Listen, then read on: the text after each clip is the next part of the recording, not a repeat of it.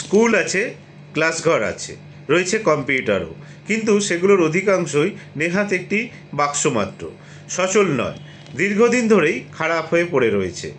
হিসাব বলছে দেশের প্রতিটি 4টি স্কুলের মধ্যে 3টি স্কুলেই নেই সচল কম্পিউটার। অথচ ডিজিটাল শিক্ষাকে গুরুত্ব দিতে 5 বছর আগেই নতুন শিক্ষানীতি ঘোষণা করেছিল কেন্দ্র। 2020 সালের সেপ্টেম্বর মাসে স্বয়ং প্রধানমন্ত্রী নরেন্দ্র মোদী কোডিং, কৃত্রিম বুদ্ধিমত্তা, internet of things, cloud computing, data science এবং রোবোটিক্সের গুরুত্বের কথা বলেছিলেন। এরপর 5 বছর কাটলেও সরকারি স্কুলগুলির পরিকাঠামোর উন্নতি হয়নি।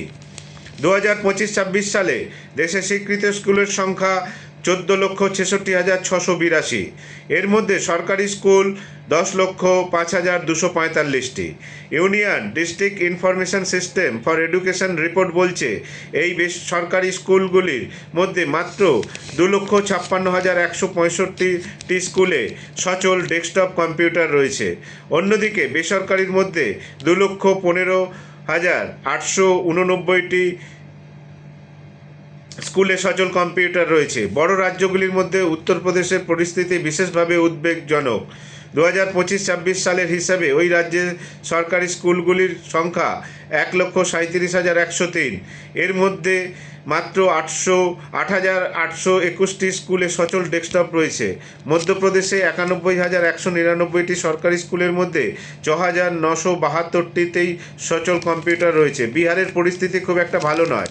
রাজ্যের সরকারি স্কুল রয়েছে 76,435টি। এর মধ্যে মাত্র 7,298টি স্কুলে সচল ডেস্কটপ রয়েছে। সেই তুলনায় দক্ষিণের রাজ্যের পরিস্থিতি অনেকটা উন্নত। অন্ধ্রপ্রদেশ, কর্ণাটক, কেরল, তামিলনাড়ু এবং তেলেঙ্গানা, এই 5 রাজ্যে মোট সরকারি স্কুলের সংখ্যা 1,63,185। এর মধ্যে 62,475টি স্কুলে সচল ডেস্কটপ রয়েছে।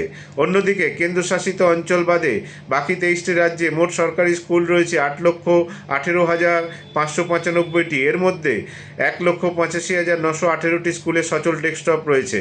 উত্তর পূর্বের রাজ্যগুলিতে পরিস্থিতি উদ্বেগজনক। অসম, অরুণাচল প্রদেশ, মণিপুর, মেঘালয়, মিজোরাম, নাগাল্যান্ড, ত্রিপুরা, সিকিম মিলিয়ে 17.7% সরকারি স্কুলে সচল ডেস্কটপ রয়েছে। কেন্দ্রশাসিত অঞ্চলগুলির ছবিটি অনেকটাই আলাদা। চণ্ডীগড় এবং লাক্ষাদ্বীপের সমস্ত সরকারি স্কুলে সচল ডেস্কটপ রয়েছে। দিল্লিতে এই হার 99.9%, পশ্চিমবঙ্গের হার 18%। ল্যাপটপ বা নোটবুকের ক্ষেত্রে পরিস্থিতি আরও দুর্বল। দেশের মধ্যে মাত্র 11.7% সরকারি স্কুলে সচল ল্যাপটপ বা নোটবুক রয়েছে।